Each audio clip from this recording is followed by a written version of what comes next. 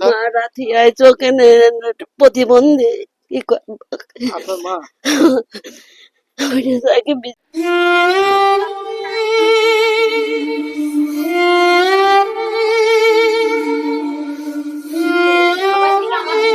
আপনারা দেখছেন পরবর্তী পারিবারিক মানুষের ব্যয় করছে।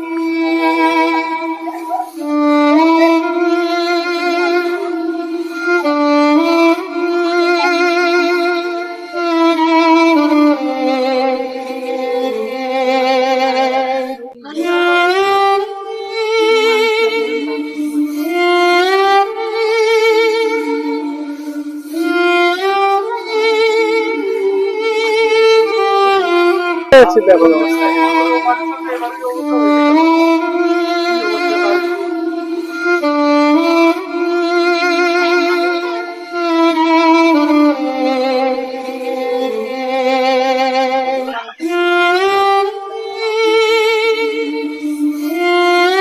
আজ 2 দিন একটু বেশি, তা কালকে থেকে মনে করেন একবারে ঘর বাড়ি থমকে গেছে। সুপ্রিয় দর্শক, আমরা এই মুহূর্তে অবস্থান করছি ঝিনাইদহ পৌরসভা বিসমিল্লাহ পাড়াতে। আপনারা দেখতে পাচ্ছেন যে আশেপাশে পচা পানি পানি থই থই করছে এবং এখান দিয়ে দৈনিক প্রায় 2 থেকে 3 হাজার মানুষ চলাফেরা করে এবং তারা হচ্ছে বিভিন্ন ব্যবসা বাণিজ্য কাজে কামে স্কুলে বাচ্চারা যায়। এখন এমন একটা প্রতিবন্ধকতার সৃষ্টি করেছে যে মানুষ সাধারণভাবে চলাচল করতে পারতেছে না। সুপ্রিয় দর্শক, আপনারা দেখতে পাচ্ছেন এখানে একটি কোচিং সেন্টার আছে। আসলে বাচ্চাদের খেলার মাঠ। বাচ্চারা হচ্ছে শারীরিক মানসিক বিকাশ থেকে তারা বঞ্চিত হচ্ছে, পড়াশোনা বিঘ্নিত হচ্ছে, জীবন মান বিঘ্নিত হচ্ছে, চলাফেরা বিঘ্নিত হচ্ছে। আপনারা দেখতে পাচ্ছেন অত্যন্ত সংকটাপন্ন অবস্থা। আপনাদের চলাচলের সমস্যা হয় না? হ্যাঁ, সে তো হবেই। স্কুল ড্রেস ভিজে যায় না? হ্যাঁ আমি দেখতে পাচ্ছি আপনার প্যান্ট ভিজে যাচ্ছে। তা আপনাদের চলাচলের সমস্যা হয় না? হ্যাঁ, সকালে স্কুলে বুট পরে গেলে বুট ভিজে যায়।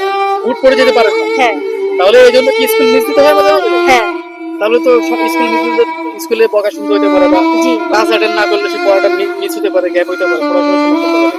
আপনি কি পড়াশোনা করেন? জি আমি কোন ক্লাসে? 6 তা আপনি স্কুলে যান না? জি এই যে পানিতে যে দ্রুত অবস্থা, আপনি স্কুলে যেতে সমস্যা হয় না? অবশ্যই আমাদের পুরো রাস্তায় পানি, আমাদের বাসা থেকে আসতে বেরোতেই সমস্যা হয়। আর এই যে পচার জন্য তো আরো মারাত্মক অবস্থা। জি। দুর্গন্ধযুক্ত পচা পানি। এই জন্য কি আসলে আপনাদের পানি আরো বাড়ছে আরো। হ্যাঁ, এখন সাপ পোকা এখন রাজ্যে খাওয়ার মতন না। এখন কিভাবে চলা বের করতে পারছি না, বাথরুমে যাওয়ার কোনো নেই, কিছুই নেই। আতঙ্কে আছে? জি জি, খুব ভয় পেয়ে আছি। এখন রাত্রে কিভাবে করে থাকবো? আমাদের মেনে যাওয়া আসার সমস্যা বেশি হচ্ছে। অফিস আদালতে যারা যায় তাদের তো সমস্যা হয়, আবার নিজেরা বেরোতে পারছি না। কি কষ্ট হচ্ছে, যা পরিবেশ হচ্ছে না, মানে বাচ্চা কাচ্চা নিয়ে দোকান পাশারে মনে করেন যে খাবার আনতে যাইতে পারছি না। অনেকে কাপড় চোপড় নষ্ট হচ্ছে এই কারণে যে ছেলে পেলে যাইতে পারছে না স্কুল কলেজে। তারপর অনেকে মানুষেরই অসুবিধা হচ্ছে।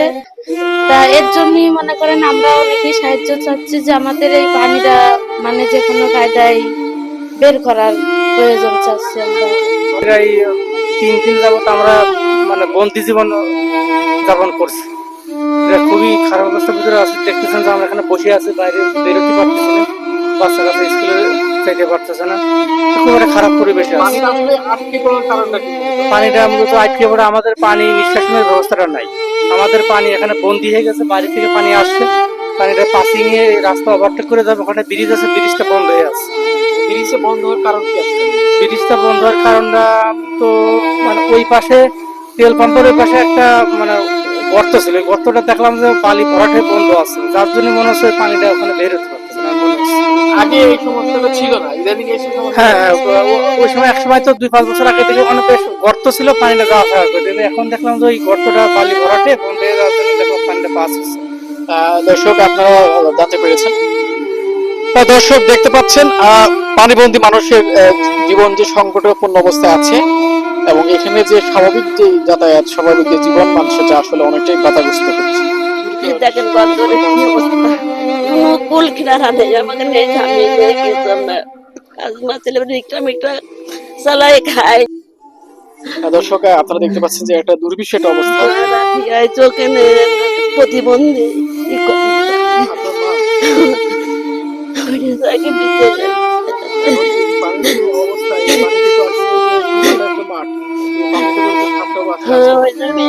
ওই ঘরের মধ্যে তাকে নিত্য একটু বাচ্চা নিয়ে